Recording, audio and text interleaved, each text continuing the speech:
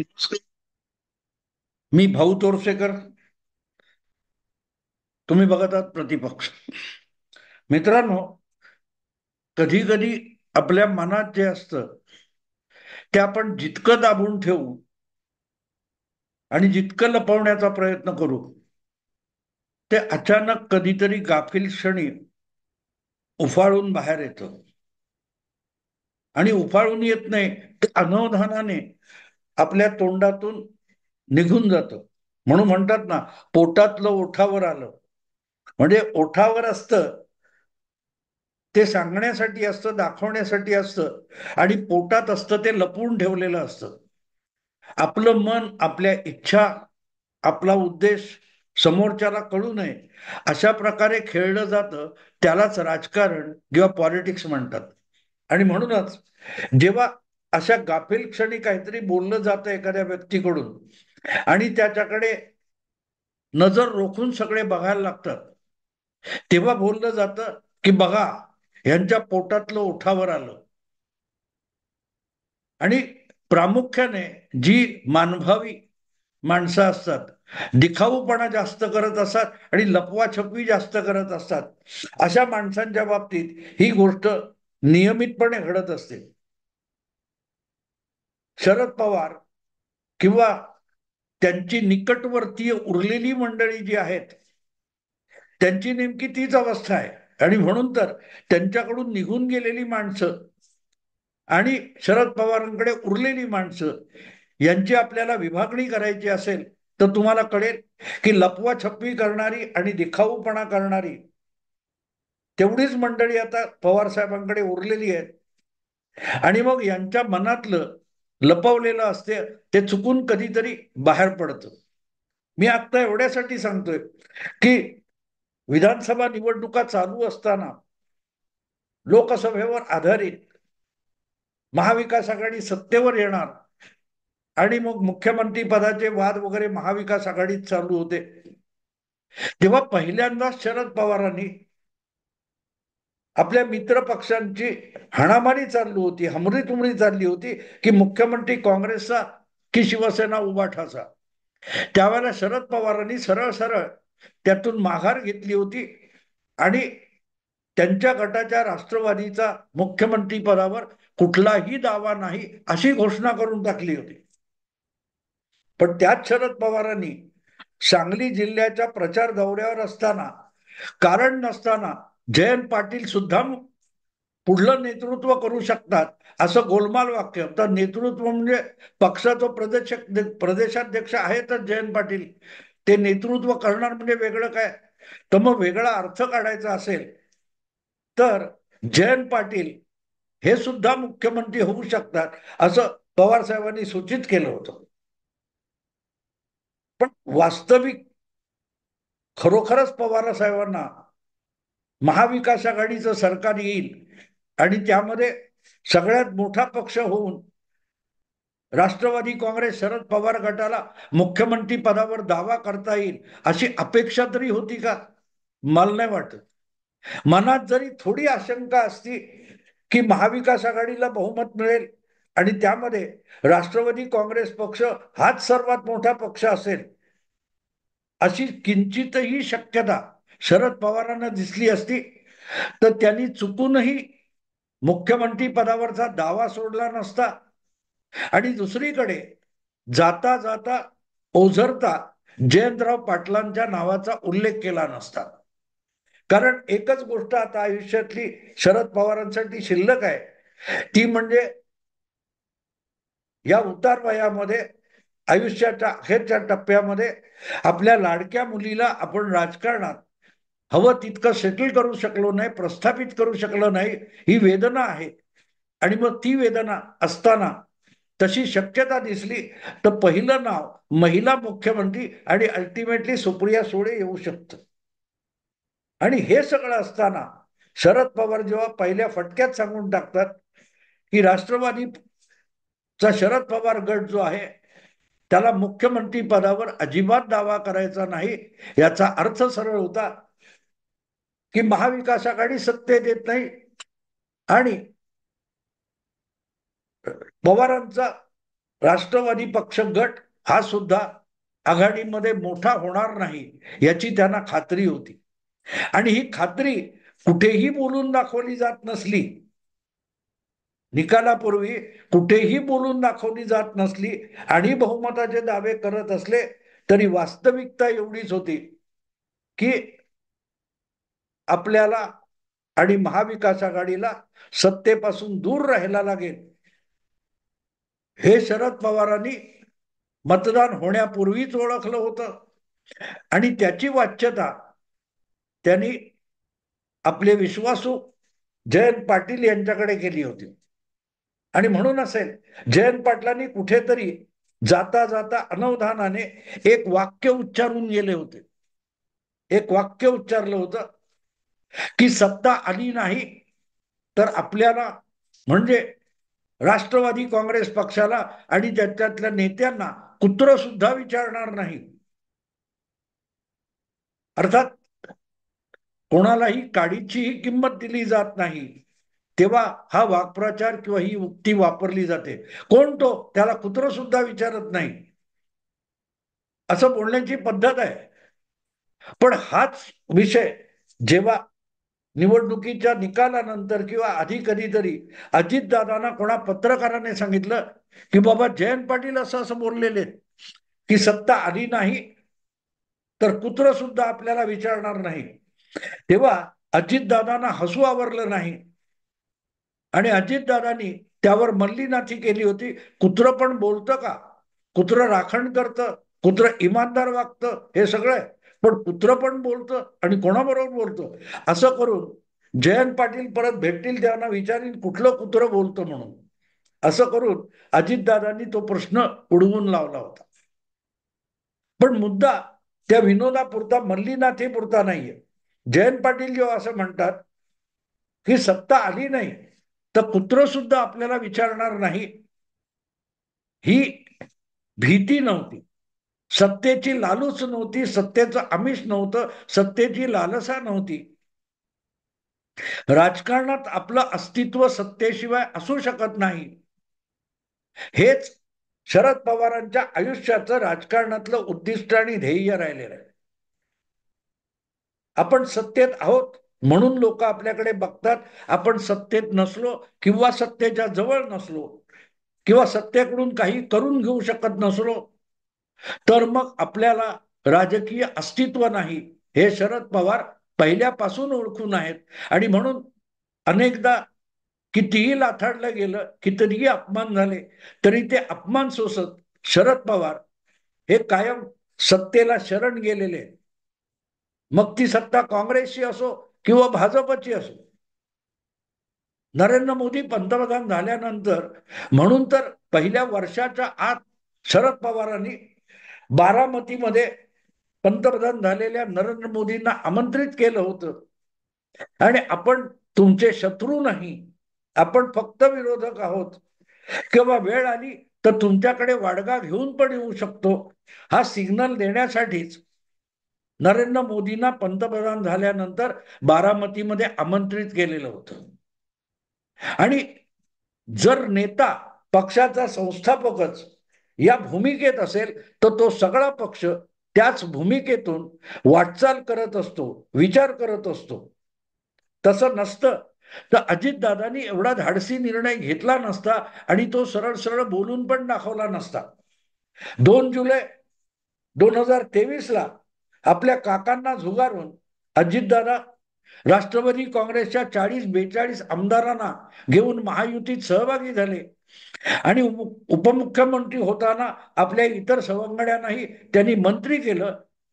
तेव्हा अजितदादांनी साफ साफ एक गोष्ट सांगितली होती की राजकारणात राहायचं असेल, निवडणुकीच्या राजकारणात राहायचं असेल तर सत्तेला पर्याय नाही. मतदार क्षेत्रामध्ये आपल्या मतदारसंघामध्ये वेगवेगळी विकासाची कामं करून घ्यायला लागतात आणि विकासाची कामं करून घेण्यासाठी सत्ता आणि सत्तेतून येणारा पैसा आवश्यक असतो, सरकारचे निधी आवश्यक असतात. आणि म्हणून तुम्ही सत्तेत असाल, सरकारमध्ये असाल किंवा सरकारच्या बरोबर असाल तरच या विकासाची वाटचाल करता येते. आणि म्हणून आपण सत्तेत जाण्याचा पर्याय स्वीकारलेला आहे तो विकासासाठी स्वीकारलाय आणि विकास केला तरच परत निवडून येता येतं. म्हणजेच सत्ता म्हणजेच आपलं अस्तित्व, ही जी भूमिका महायुतीत गेल्यापासून अजितदादा सातत्याने मांडतायत, ती भूमिका ही त्यांच्या काकांकडून आलेली. विरोधी पक्ष म्हणून वागणं हे शरद पवारांच्या कधीही स्वभावात नव्हतं. म्हणून 8 वर्ष काँग्रेस पासून बाजूला होऊन आपला स्वतंत्र पक्ष चालवून नाना पद्धतीच्या कोलांट्या उड्या मारून राजकारण करून थकल्यावर जवळजवळ 6 वर्ष 7 वर्ष सत्तेपासून दूर बसलेले शरद पवार एक दिवस आपल्या सगळ्या सवंगडी सहकाऱ्यांना वाऱ्यावर सोडून काँग्रेस पक्षात दाखल झाले होते 1986 साली. हा बोलताना मग आपण जी कोलांटी उडी मारली ती कशी कसरत आणि सर्कशीतलं कौशल्य आहे हे दाखवण्याचं शरद पवारांचं कौशल्य अजब आहे.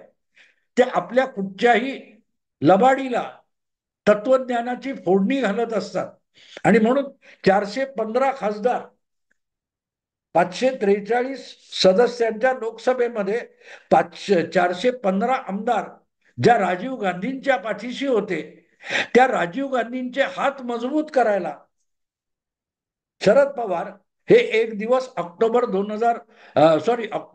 1986 मध्ये काँग्रेस पक्षात गेले होते आणि त्यांच्या नादाला लागून रिपब्लिकन पक्ष, जनता दल, समाजवादी पक्ष, तुमचे आणखीन कोण कोण होते, जनता दल वगैरे, शेतकरी कामगार पक्ष, हे हरवलेल्या मुलासारखे विस्कटून गेले.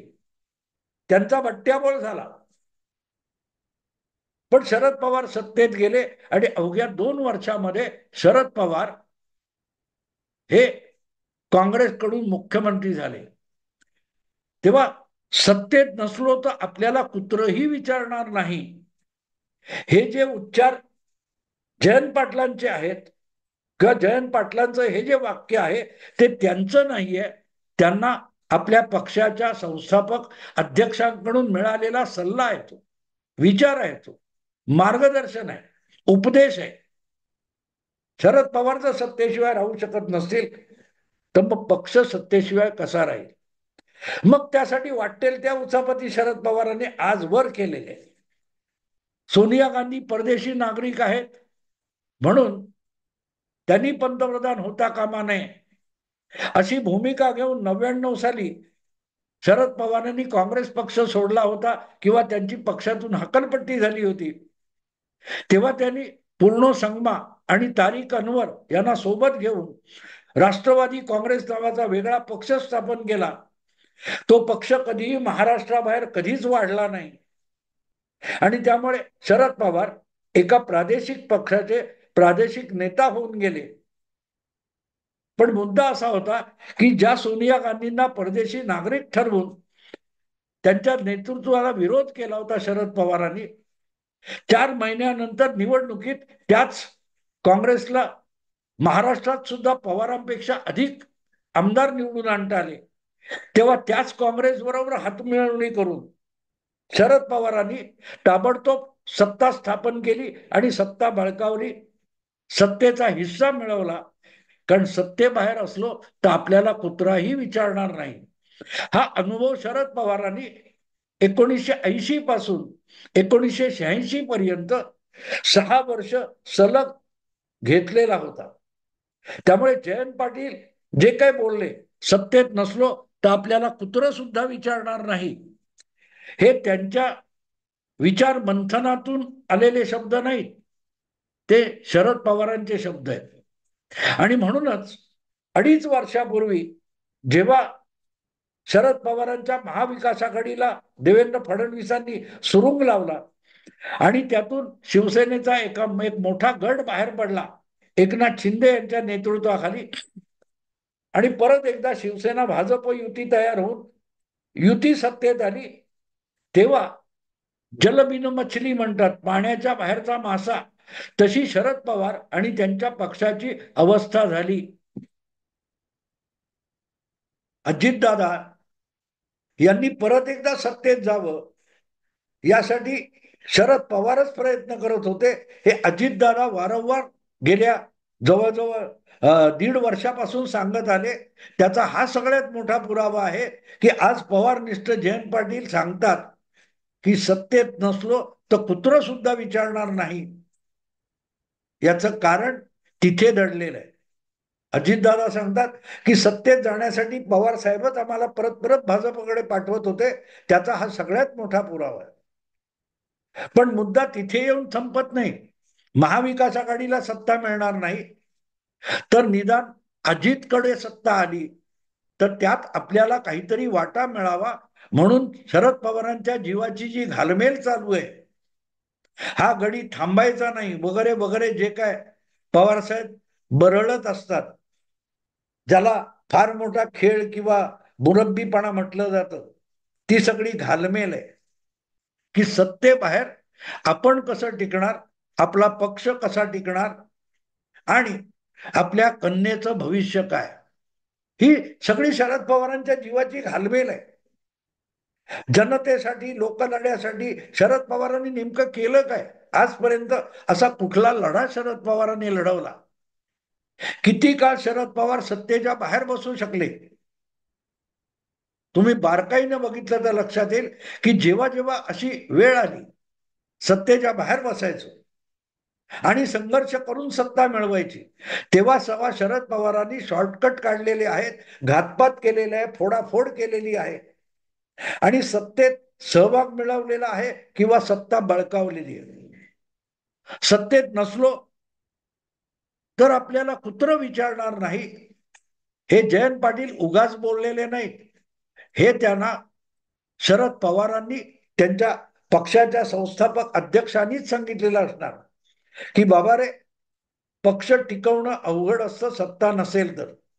कारण शरद पवार आपला पक्ष स्थापन करण्यात वाढवण्यात नेहमी सत्तेच्या आधारे वाटचाल करत राहिले. 99 साली सुद्धा वेगळा पक्ष काढताना विधानसभा असो किंवा विधान परिषद असो, त्यातल्या बहुतांश काँग्रेस आमदारांना बाजूला घेऊन दोन्हीकडचे विरोधी नेते मधुकर पिचड आणि छगन भुजबळ यांना आपल्या गोटात ओढून त्याने आपल्या पक्षाची स्थापना केली होती. पण जितके आमदार काँग्रेसमधून शरद पवारांनी फोडले होते तितकेही आमदार त्यांना परत निवडून आणता आलेले नव्हते आणि त्यामुळेच पवारांशिवायच्या काँग्रेसने 80 आमदार मला वाटते निवडून आणले होते आणि विलासराव मुख्यमंत्री झाले. त्यांच्या मंत्रिमंडळामध्ये निमूटपणे मान खाली घालून शरद पवारांचा पक्ष सोनिया गांधींना शरण गेला होता आणि त्या शरण जाण्याचं एकमेव कारण होतं सत्ता हाती आली नाही तर आपल्याला कुत्र सुद्धा विचारणार नाही. आता कुत्र म्हणजे शरद पवारांच्या सगळ्या गणतीमध्ये नेमकं कोण असतं मला माहित नाही. कदाचित त्यांना मीडिया म्हणायचं असेल, कदाचित त्यांचे निष्ठावान बुद्धिमंत म्हणायचे असतील, संपादक म्हणायचे असतील किंवा एकूण राजकारणात वावरणारी मोठमोठी नामवंत मंडळी, संस्था, संघटना शरद पवारांना काडीची किंमत देणार नाही असाही त्याचा अर्थ असू शकतो. पण मला खात्री आहे जयंत पाटील यांच्या सुपीक डोक्यातून असलं वाक्य येऊ शकत नाही. सत्ता नसेल तर आपल्याला कुत्रही विचारणार नाही, हा महान उपदेश जयंत पाटलांना त्यांच्या पक्षाध्यक्षांनी केलेला असणार. आणि म्हणूनच ज्या प्रकारच्या विधानसभेच्या निवडणुकीच्या निकालांचे आकडे आलेले आहेत त्यानंतर आज आपल्याला समजू शकतं की शरद पवारांच्या जीवाची किती घालमेल चाललेली असेल. एक तर त्यांच्या आमदारांची संख्या एकदम घटलेली आहे, पण घटलेल्या संख्येपेक्षाही सत्तेपासून आपण दूर फेकले गेलो.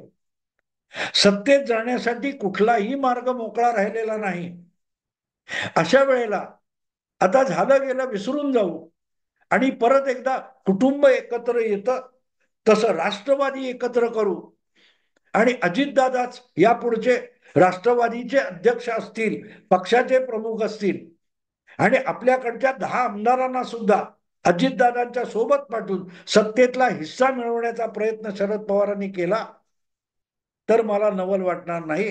पण या सगळ्या गडबडीत अजितदादा जयंत पाटलांना सोबत आणि सत्तेत भागीदार होऊ देतील की नाही याची शंका आहे. आणि त्यामुळे सत्तेत आलो नाही किंवा सत्ता आली नाही तर आपल्याला कुत्रही विचारणार नाही, यातली जी जयंत पाटलांच्या भाषेतली आर्तता आणि वेदना यातना आहे, त्याची प्रेरणा ही मूलतः शरद पवारांकडून आलेली असणार, हे वेगळं सांगण्याची गरज नाही. घालमेल झालेली आहे जीवाची. आणखीन 5 वर्ष हे सरकार आणि देवेंद्र सारखा मुख्यमंत्री असेल तर आपले हाल कुत्रा खाणार नाही इथपर्यंत जावं लागतं. आपल्याला कुत्रा विचारणार नाही आणि आपले हाल कुत्रा खाणार नाही. त्या दोन्हीही मराठीतले वाक्प्रचार आहेत. आणि देवेंद्र फडणवीस मुख्यमंत्री होणार म्हणजे कुत्र विचारण्यापेक्षा कुत्रा हाल सुद्धा खाणार नाही इथपर्यंत विषय जातो. जयंत पाटील बोलले असतील पण शब्द साहेबांच्या जीवाची जी घालमेल चालू आहे तेच अभिव्यक्त झालेत असंच म्हणावं लागेल. मित्रांनो, आता इथेच सांगतो. आवडलं लाईक करा, शेअर करा आणि प्रतिपक्षाला सबस्क्राईब करा. नमस्कार.